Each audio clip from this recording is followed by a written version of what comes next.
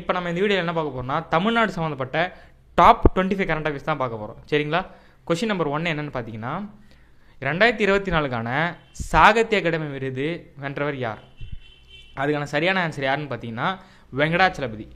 வெங்கடாச்சலபதி பார்த்தீங்கன்னா திருநெல்வேலி எழுச்சியும் வஉசி 1908 நூலுக்காக தான் சாகித்ய அகாடமி விருது வந்து அவர் வந்து வின் பண்ணியிருக்கார். சரிங்களா? அடுத்த கொஸ்டின் பார்த்தீங்கன்னா, தமிழ்நாட்டின் அதிக பரப்பளவு காடுகளை கொண்ட மாவட்டம் எதுன்னு சொல்லிட்டு கேட்குறாங்க. அதாவது தமிழ்நாட்டில் அதிக பரப்பளவு கொண்ட காடுகள் இருக்கும்ல, அது எந்த மாவட்டத்தில் இருக்குன்னு சொல்லிட்டு கேட்டிருக்காங்க. அதுக்கான ஆன்சர் பார்த்தீங்கன்னா தர்மபுரி. ஸோ தர்மபுரியில் தான் அதிக பரப்பளவு கொண்ட காடுகள் வந்து இருக்குது தமிழ்நாட்டில். சரியா? இது ஒரு கொஸ்டின். அடுத்து பார்த்தீங்கன்னா, தமிழ்நாட்டில் மொத்தம் எத்தனை ஈரநிலங்கள் உள்ளன? தமிழ்நாட்டில் மொத்தம் எத்தனை ஈரநிலங்கள் இருக்குன்னு சொல்லிட்டு கொஸ்டின் கேட்டிருக்காங்க. இதுக்கான ஆன்சர் பார்த்தீங்கன்னா 24,684. அதாவது கிட்டத்தட்ட 25,000 கிட்ட 24,684 ஈரநிலங்கள் இருக்குது தமிழ்நாட்டில். ஸோ தமிழ்நாட்டில் எத்தனை ஈரநிலங்கள்னு கேட்டாங்கன்னா 26,684. இது முன்னாடி கொஸ்டின் என்ன பார்த்தோம்? தமிழ்நாட்டில் அதிக பரப்பளவு கொண்ட காடுகள் கொண்ட மாவட்டம் எதுன்னு கேட்டால் தர்மபுரி. அது முன்னாடி என்ன பார்த்தோம்? சாகித்ய அகாடமி விருது வென்றன்னு பார்த்தீங்கன்னா ரா வெங்கடாச்சலபதின்றவர். எந்த நூலுக்காக விருது வென்றாரு? திருநெல்வேலி எழுச்சியும் வஉசி 1908 நூலுக்காக வந்து விருது வென்றார். சரிங்களா? ஸோ அடுத்த கொஸ்டின், மக்கள் போற்றல். அதாவது மக்கள் போற்றல்னு சொல்லிட்டு ஒரு இணையதளம் வந்து ரிலீஸ் பண்ணியிருந்தாங்க. அதுக்கான நோக்கம் என்னன்னு சொல்லிட்டு ஒரு கொஸ்டின் கேட்டிருக்காங்க. அதாவது மக்கள் போற்றல் அப்படின்ற ஒரு இணையதளம் எதுக்காக வந்திருக்கு, என்ன நோக்கம், அதோட பர்பஸ் என்ன அப்படின்னு சொல்லிட்டு கேட்குறாங்க. அதுக்கு பார்த்தீங்கன்னா, மாநில அளவிலான முழுமையான குடியிருப்போர் தரவுகளை மின்னணு முறையில் நிர்வகித்தல். அதாவது சிம்பிளாக சொல்ல போனோம்னா, manage complete state level resident data in digital form.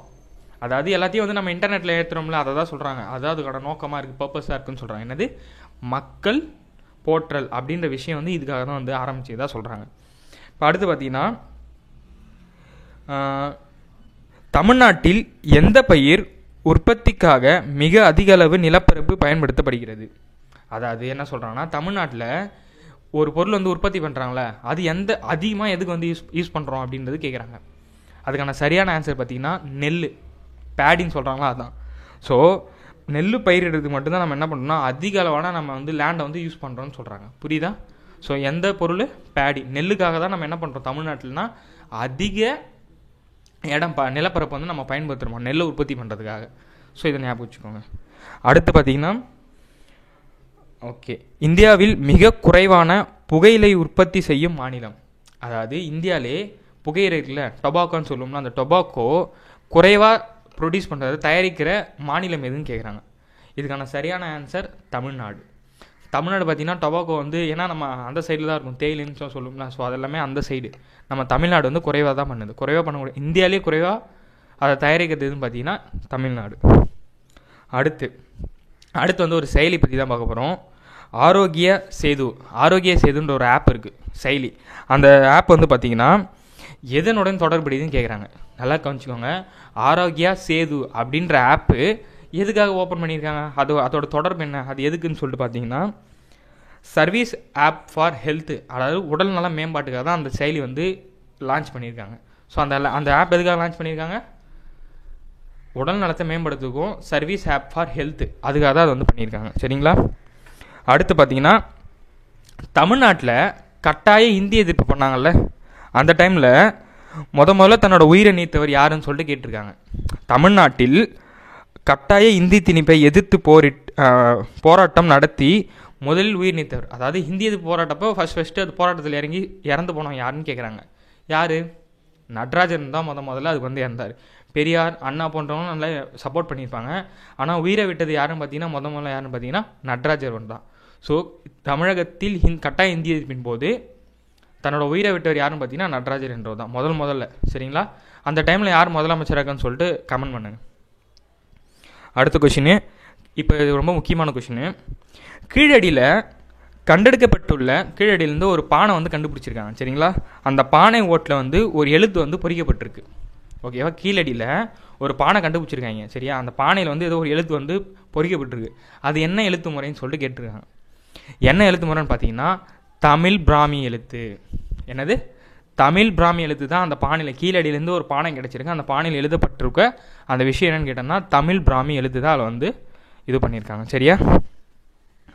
Okay, அடுத்து தமிழ்நாட்டின் முதல் பாரம்பரிய பல்லுயிர் தலம், அதாவது தமிழ்நாட்டோட ஃபஸ்ட்டு பயோடைவர்சிட்டி ஹெரிட்டேஜ் சைட் எங்கன்னு சொல்லிட்டு கேட்குறாங்க. புரியுதா?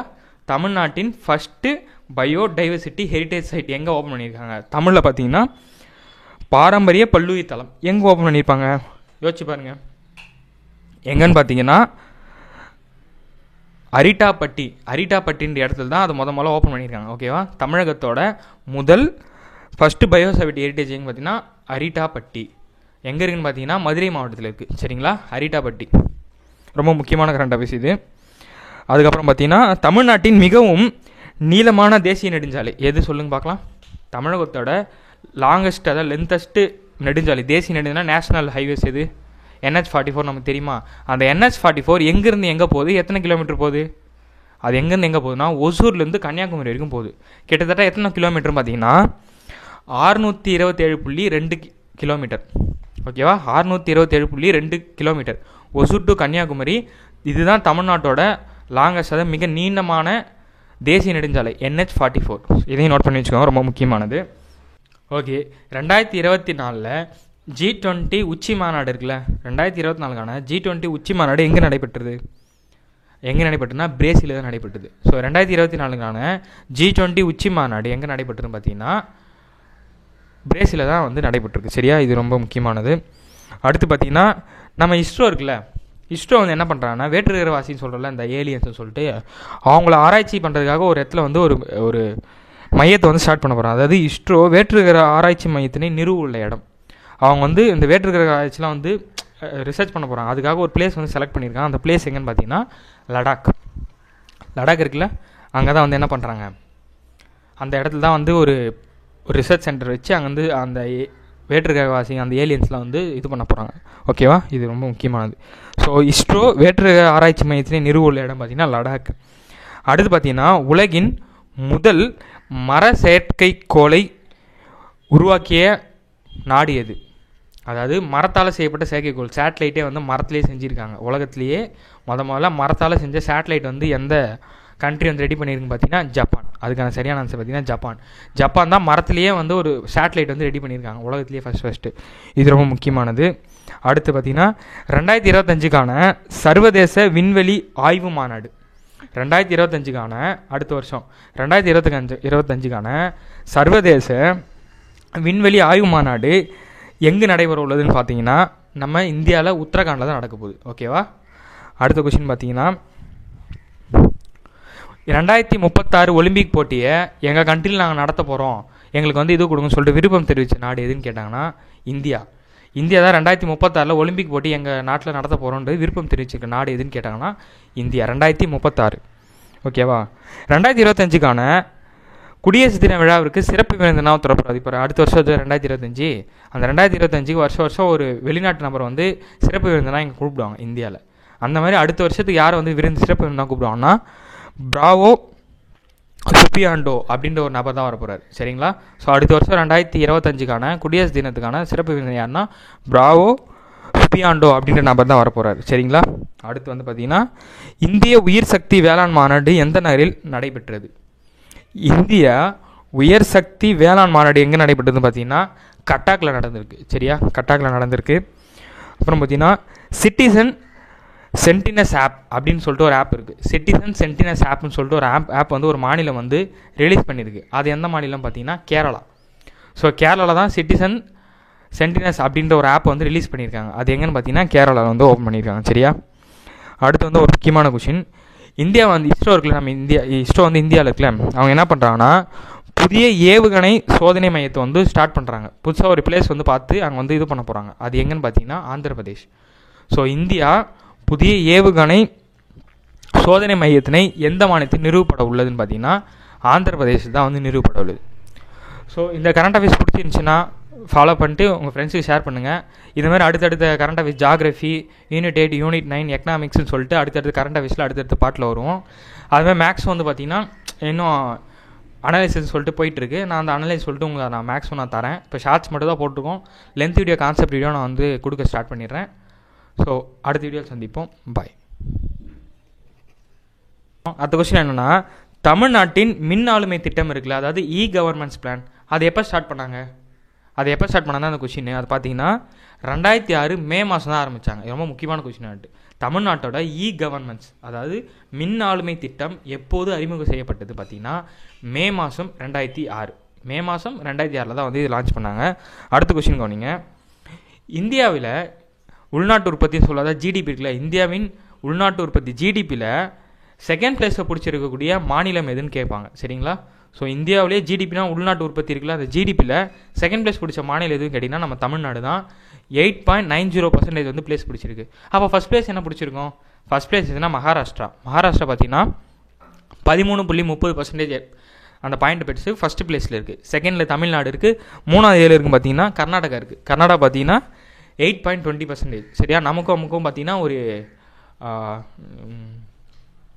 0.70% டிஃப்ரென்ஸ் இருக்குது நமக்கும் கர்நாடகம். சரியா? ஸோ இந்தியாவில் உள்நாட்டு உற்பத்தி ஜிடிபி உற்பத்தியில் கான்ட்ரிபியூட் பண்ணணும்னு சொல்லுவாங்க. அது பங்களிப்பில் தமிழ்நாடு 2வது பிளேஸில் இருக்குது. ஃபஸ்ட்டு மகாராஷ்டிரா, 3வது வந்து கர்நாடகா. சரிங்களா? அதோட பாயிண்ட்டு சொல்லிட்டேன். கர்நாடகா பார்த்தீங்கன்னா 8.20, தமிழ்நாடு பார்த்தீங்கன்னா 8.90, மகாராஷ்டிரா பார்த்தீங்கன்னா 13.30% இருக்குது. ஸோ அடுத்த கொஸ்டின் போயிடலாம். தமிழ்நாட்டின் வாக்காளர்களோட எண்ணிக்கை எவ்வளோ?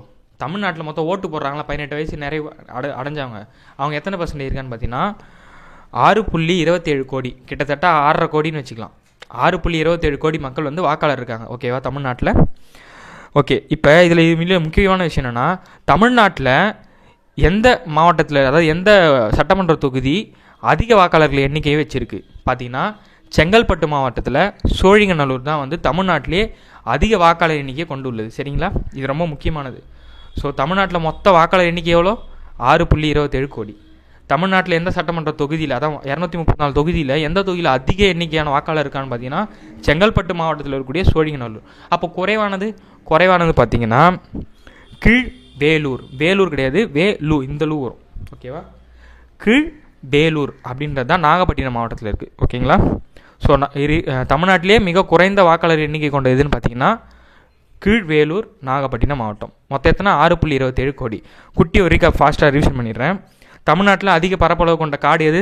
தர்மபுரி. தமிழ்நாட்டின் எத்தனை ஈரநிலங்கள் இருக்குது? கிட்டத்தட்ட 24,684 ஈரநிலங்கள் இருக்குது. மக்கள் போர்ட்டல்னு எதுக்காக ஆரம்பித்தாங்க? எல்லாமே டிஜிட்டலைஸ்டாக எல்லாத்தையும் வந்து நம்ம நெட்டில் எல்லாத்தையும் டிஜிட்டலாக பார்க்கணும், மாநிலத்தோட ஃபுல்லாத்தையும் பார்க்கணும், அதுக்காக ஆரம்பித்தாங்கன்னு சொல்லிட்டு பார்த்தோம். தமிழ்நாட்டில் எந்த பொருள் உற்பத்தி பண்ணுறாங்க நம்ம அதிக நிலப்பரப்பை பயன்படுத்துகிறோம்? நெல், பேடி. ஓகேவா? அதுக்கப்புறம் தமிழகத்தின் மிக குறைவான புகையிலை, அதான் இந்தியாவிலேயே மிக கம்மியாக புகையிலை ப்ரொடெக்ஷன் பண்ணுறது யார்? தமிழ்நாடு. அதை பார்த்துட்டோம். அதுக்கப்புறம் ஆரோக்கியா சேதுன்ற ஆப் எதுக்காக? உடல்நல மேம்பாட்டுக்காக. தமிழ்நாட்டின் கட்டாய இந்திய எதிர்ப்பும் போது தன்னோட உயிரை தவிர யார்? நடராஜன் சொல்லிட்டு பார்த்தோம். கீழடியில் கண்டுபிடிச்சாங்க, அந்த பானையில் எழுதியிருக்குன்னு சொல்லிட்டு, அது என்ன இதில் இருக்குது? முறையில் இருக்குது, தமிழ் பிராமியில் இருக்குது. அடுத்து பார்த்திங்கன்னா தமிழ்நாட்டின் முதல் பாரம்பரிய, அதான் ஃபஸ்ட்டு பயோடைவர்சிட்டி ஹெரிடேஜ் சைட் எங்கே இருக்குது? அரிட்டாப்பட்டி. அந்த பேர் வாயில் வர மாட்டேது, நீங்களும் பார்த்து வச்சுக்கோங்க. அரிட்டாப்பட்டி அது மதுரை மாவட்டம். அரிட்டாப்பட்டி மதுரை மாவட்டத்தில் இருக்குது. அடுத்து தமிழ்நாட்டின் மிக நீளமான தேசிய நெடுஞ்சாலை NH44 ஒசூர் டு கன்னியாகுமரி, கிட்டத்தட்ட 627.2 கிலோமீட்டர். கிட்டத்தட்ட 627.2 கிலோமீட்டரு. அடுத்து இப்போ என்ன பார்த்தோம்? அதான் கவர்னன்ஸ் சைட் எப்போ ஸ்டார்ட் பண்ணாங்க? 2006 மே மாதம் ஸ்டார்ட் பண்ணாங்க.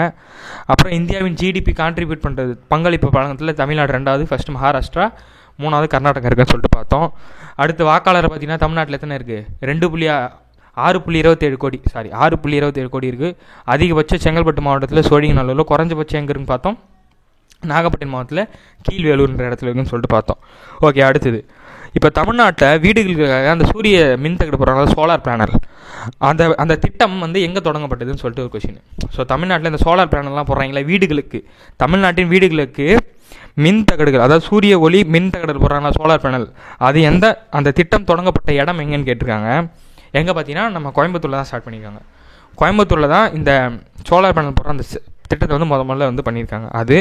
அதுக்கப்புறம் பார்த்தோன்னா இந்த அமுதம் அங்காடி இருக்குல்ல, அமுதம்னா இந்த ரேஷன் கடைன்னு சொல்கிறோம்ல, அந்த அமுதம் அங்காடி திட்டம் தொடங்கப்பட்ட நாள் எப்போன்னு சொல்லிட்டு ஒரு கொஸ்டின் கேட்டிருக்காங்க.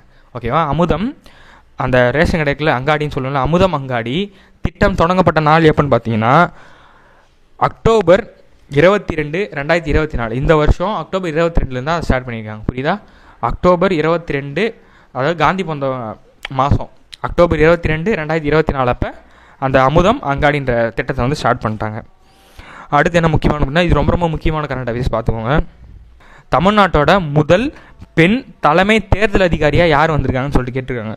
இதுக்கான சரியான ஆன்சர் பார்த்தீங்கன்னா அர்ச்சனா பட்நாயக்கன்றவங்க தான் வந்திருக்காங்க. ஓகேவா, தமிழ்நாட்டின் முதல் பெண் தலைமை தேர்தல் அதிகாரியாக யாரை தேர்ந்தெடுக்கிறாங்கன்னு பார்த்தீங்கன்னா அர்ச்சனா பட்நாயக்கன்றவங்க தான் தேர்ந்தெடுக்காங்க. ரொம்ப முக்கியமான கரண்ட் அஃபேர்ஸு. அடுத்தது, தமிழ்நாட்டில் தங்க நகை தொழில் பூங்கான்னு சொல்லிட்டு ஒரு இடத்துல ஸ்டார்ட் பண்ண போகிறாங்க. அது எங்கன்னு பார்த்தீங்கன்னா கோவை. ஓகேவா, கோயம்புத்தூரில் தான் வந்து என்ன பண்ணியிருக்காங்கன்னா அந்த தங்க பூங்கான்றதை வந்து ஸ்டார்ட் பண்ணியிருக்காங்க. தொழில் பூங்கா, தங்க நகை தொழில் பூங்கா வந்து கோவை தான். ஏற்கனவே ஒன்று கோவைன்னு பார்த்தோம்ல, அது என்னது, அந்த சோலார் பேனல் அமையதுக்கான திட்டம் முதல்ல அதுவும் கோயம்புத்தூரில் தான் ஸ்டார்ட் பண்ணாங்கன்னு பார்த்தோம்.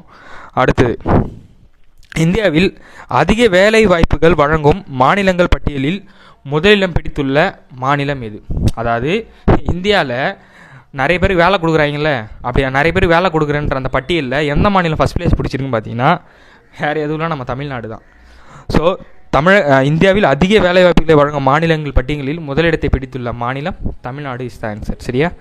ஓகே. அடுத்து, தமிழ்நாடு செயற்கை நுண்ணறிவு இயக்கமானது, அதாவது தமிழ்நாட்டில் அந்த ஆர்டிஃபிஷியல் இன்டெலிஜென்ஸ் சொல்கிறோம்ல, செயற்கை நுண்ணறிவு இயக்கமானது எத்தனை செயல்பாடுகளே கவனம் செலுத்துது? எத்தனை விதமாக அது வந்து இது வந்து நல்லா ஃபோக்கஸ் பண்ணி பார்க்குறாங்கன்னு சொல்லி பார்த்தீங்கன்னா 8 தான் இதுக்கான சரியான ஆன்சர். ஸோ தமிழ்நாடு செயற்கை நுண்ணறிவு இயக்கமானது எத்தனை செயல்பாடுகளில் கவனம் செலுத்துகிறதுன்னு பார்த்தீங்கன்னா 8 விஷயத்தில் வந்து அவங்க கவனம் செலுத்துறாங்கன்னு சொல்கிறாங்க. ஓகே, 2024 G20 உச்சி மாநாடு இருக்குல்ல, 2024 G20 உச்சி மாநாடு எங்கே நடைபெற்றுனா பிரேசிலில் தான் நடைபெற்றது. ஸோ 2024 G20 உச்சி மாநாடு எங்கே நடைபெற்றுன்னு பார்த்தீங்கன்னா பிரேசிலில் தான் வந்து நடைபெற்றிருக்கு. சரியா? இது ரொம்ப முக்கியமானது. அடுத்து பார்த்தீங்கன்னா நம்ம இஸ்ரோ இருக்குல்ல, இஸ்ரோ வந்து என்ன பண்ணுறாங்கன்னா வேற்றுகிரகவாசின்னு சொல்கிறல, இந்த ஏலியன்ஸ்னு சொல்லிட்டு அவங்கள ஆராய்ச்சி பண்ணுறதுக்காக ஒரு இடத்துல வந்து ஒரு மையத்தை வந்து ஸ்டார்ட் பண்ண போகிறாங்க. அதாவது இஸ்ரோ வேற்றுகிரக ஆராய்ச்சி மையத்தினை நிறுவுள்ள இடம். அவங்க வந்து இந்த வேற்றுகிரக ஆராய்ச்சிலாம் வந்து ரிசர்ச் பண்ண போகிறாங்க. அதுக்காக ஒரு பிளேஸ் வந்து செலக்ட் பண்ணியிருக்காங்க. அந்த பிளேஸ் எங்கன்னு பார்த்தீங்கன்னா லடாக் இருக்குல்ல, அங்கே தான் வந்து என்ன பண்ணுறாங்க, அந்த இடத்துல தான் வந்து ஒரு ரிசர்ச் சென்டர் வச்சு அங்கே வந்து அந்த வேற்றுகிரகவாசி அந்த ஏலியன்ஸ்லாம் வந்து இது பண்ண போகிறாங்க. ஓகேவா, இது ரொம்ப முக்கியமானது. அதாவது மரத்தால் செய்யப்பட்ட செயற்கைக்கோள் சேட்டலைட்டே வந்து மரத்துலேயே செஞ்சுருக்காங்க. உலகத்துலேயே முதல்ல மரத்தால் செஞ்ச சேட்டலைட் வந்து எந்த கண்ட்ரி வந்து ரெடி பண்ணியிருக்குன்னு பார்த்தீங்கன்னா ஜப்பான். அதுக்கான சரியான ஆன்சர் பார்த்தீங்கன்னா ஜப்பான் தான் மரத்துலேயே வந்து ஒரு சேட்டலைட் வந்து ரெடி பண்ணியிருக்காங்க உலகத்துலேயே ஃபஸ்ட்டு. இது ரொம்ப முக்கியமானது. அடுத்து பார்த்தீங்கன்னா 2025 சர்வதேச விண்வெளி ஆய்வு மாநாடு, 2025 அடுத்த வருஷம் 2025 சர்வதேச விண்வெளி ஆய்வு மாநாடு எங்கே நடைபெற உள்ளதுன்னு பார்த்தீங்கன்னா நம்ம இந்தியாவில் உத்தரகாண்டில் தான் நடக்க போகுது. ஓகேவா, அடுத்த கொஸ்டின் பார்த்தீங்கன்னா 2036 ஒலிம்பிக் போட்டியை எங்கள் கண்ட்ரியில் நாங்கள் நடத்த போகிறோம், எங்களுக்கு வந்து இது கொடுங்கன்னு சொல்லிட்டு விருப்பம் தெரிவித்த நாடு எதுன்னு கேட்டாங்கன்னா இந்தியா தான் 2036 ஒலிம்பிக் போட்டி எங்கள் நாட்டில் நடத்த போகிறோன்றது விருப்பம் தெரிவிச்சிருக்க நாடு எதுன்னு கேட்டாங்கன்னா இந்தியா. 2036. ஓகேவா, 2025 குடியரசு தின விழாவிற்கு சிறப்பு விருந்தினாக திறப்படுறது. இப்போ அடுத்த வருஷம் 2025, அந்த 2025 வருஷம் ஒரு வெளிநாட்டு நபரை வந்து சிறப்பு விருந்தினாக இங்கே கூப்பிடுவாங்க இந்தியாவில். அந்த மாதிரி அடுத்த வருஷத்துக்கு யாரை வந்து சிறப்பு விருந்தினாக கூப்பிடுவாங்கன்னா பிராவோ சுபியாண்டோ அப்படின்ற ஒரு நபர் தான் வரப்போகிறார். சரிங்களா? ஸோ அடுத்த வருஷம் 2025 குடியரசு தினத்துக்கான சிறப்பு விருந்தினர் யாருன்னா பிராவோ சுபியாண்டோ அப்படின்ற நபர் தான் வரப்போகிறார். சரிங்களா? அடுத்து வந்து பார்த்திங்கன்னா இந்திய உயிர் சக்தி வேளாண் மாநாடு எந்த நகரில் நடைபெற்றது? இந்திய உயர் சக்தி வேளாண் மாநாடு எங்கே நடைபெற்றதுன்னு பார்த்தீங்கன்னா கட்டாக்கில் நடந்திருக்கு. சரியா? கட்டாக்கில் நடந்திருக்கு. அப்புறம் பார்த்தீங்கன்னா சிட்டிசன் சென்டினஸ் ஆப் அப்படின்னு சொல்லிட்டு ஒரு ஆப் இருக்குது. சிட்டிசன் சென்டினஸ் ஆப்னு சொல்லிட்டு ஒரு ஆப் வந்து ஒரு மாநிலம் வந்து ரிலீஸ் பண்ணியிருக்கு. அது எந்த மாநிலம் பார்த்தீங்கன்னா கேரளா. ஸோ கேரளா தான் சிட்டிசன் சென்டினஸ் அப்படின்ற ஒரு ஆப் வந்து ரிலீஸ் பண்ணியிருக்காங்க. அது எங்கன்னு பார்த்தீங்கன்னா கேரளாவில் வந்து ஓப்பன் பண்ணியிருக்காங்க. சரியா? இந்தியா புதிய ஏவுகணை சோதனை மையத்தினை எந்த மாநிலத்தில் நிறுவப்பட உள்ளதுன்னு பார்த்தீங்கன்னா ஆந்திர பிரதேசத்தில் தான் வந்து நிறுவப்பட உள்ளது. ஸோ இந்த கரண்ட் அஃபேர்ஸ் பிடிச்சிருந்துச்சுன்னா ஃபாலோ பண்ணிட்டு உங்கள் ஃப்ரெண்ட்ஸுக்கு ஷேர் பண்ணுங்கள். இது மாதிரி அடுத்தடுத்த current affairs geography, unit 8, unit 9, எக்கனாமிக்ஸ்னு சொல்லிட்டு அடுத்தடுத்த கரண்ட் அஃபேர்ஸில் அடுத்தடுத்த பாட்டில் வரும். அதுமாதிரி மேக்ஸ் வந்து பார்த்திங்கன்னா இன்னும் அனலைசிஸ் சொல்லிட்டு போயிட்டுருக்கு. நான் அந்த அனலைஸ் சொல்லிட்டு உங்களுக்கு நான் மேக்ஸிமம் நான் தரேன். இப்போ ஷார்ட்ஸ் மட்டும் தான் போட்டிருக்கோம். லென்த் வீடியோ கான்செப்ட் வீடியோ நான் வந்து கொடுக்க ஸ்டார்ட் பண்ணிடுறேன். பாய்.